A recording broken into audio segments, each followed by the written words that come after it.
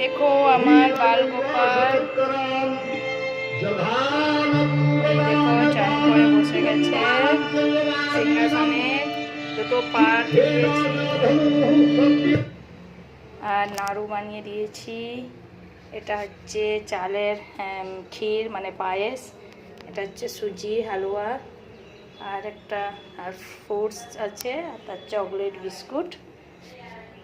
আমার বাল গোপাল আজ রাজা বেনে বসে আছে। হ্যাপি বার্থডে বাল গোপাল, আমার গোপালজি, তোমরা ঝুলে নাও। আমার মন্দির আগেই তোমরা দেখেছো, আবার একবার দেখাচ্ছি। এই আমার মন্দির, আমার গোপাল। হাতি ঘোড়া পালকি জায়গা পালকি কি